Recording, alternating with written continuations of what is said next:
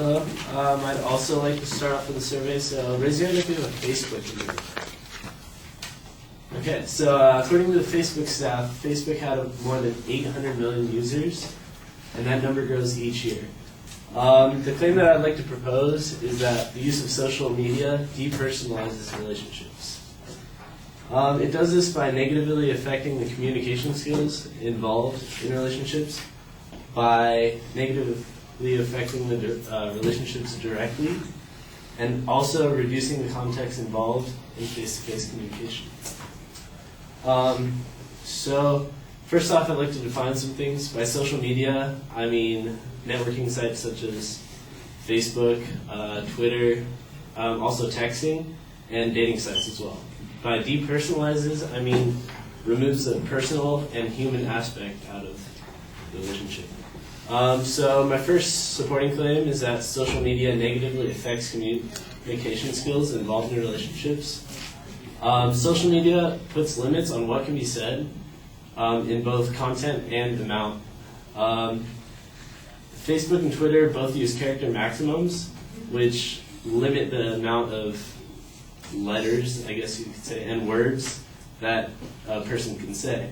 Also censorship, the FCC can censor what you're allowed to say. They can remove material based purely on what it says. Like Robert said, it kind of violates First Amendment sometimes because you're not allowed to say what you want to say. You can't do this in real life. If you say something in real life, it can't be censored out. There's no maximum to what you can say. Also, social media replaces oral communication. If somebody is on a social networking site, they're not going to be spending time with you. That time is replacing it. Oral communication is more efficient. In my opinion, something that takes 1 minute to say can take way longer to write. Communication is necessary in relationships. Relationships and conversations should be interactive. It shouldn't be one text and then another text. It should be a mutual discussion where both parties can talk. My second claim is that social media negatively affects relationships directly. Users could spend more time socializing and building relationships in person if they weren't on these social networking sites all the time. Facebook states that more than 50% of their active users, which is 400 according to this earlier statistic, log on to Facebook on any given day. These people could be spending more time online building their relationships instead of spending their time with it. When they spend time in person, it helps create stronger relationships.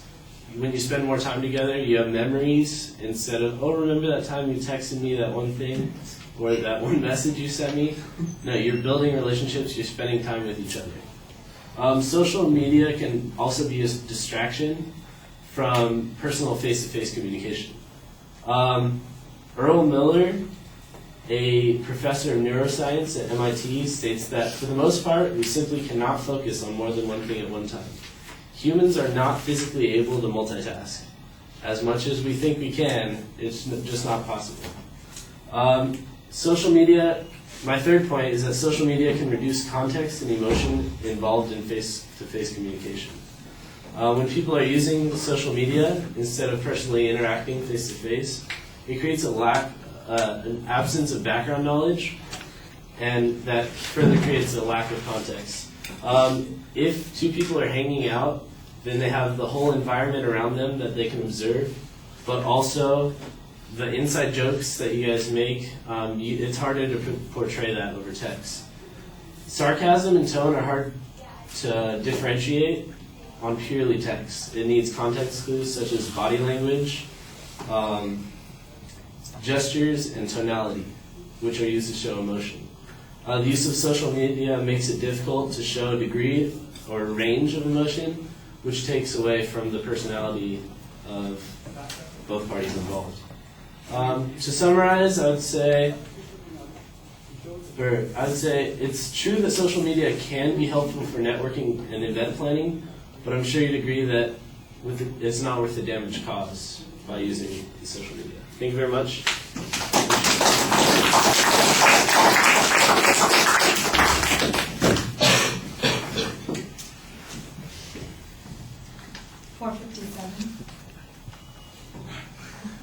How did I say that? She said 501.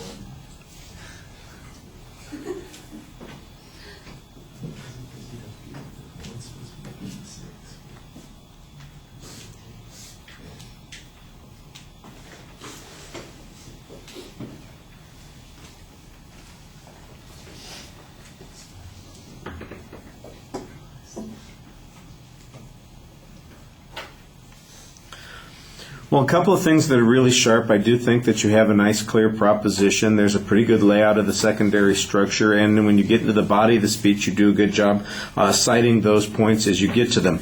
I do also, however, think that there's some big presuppositions in each of those points. That, for instance, that people are substituting their social media for other relationships, or they're trying to conduct those relationships in the form of social media. You kind of make a funny hypothetical about, oh, remember that time I texted you about something, but the truth of the matter is I've never heard anybody make a reference to something like that.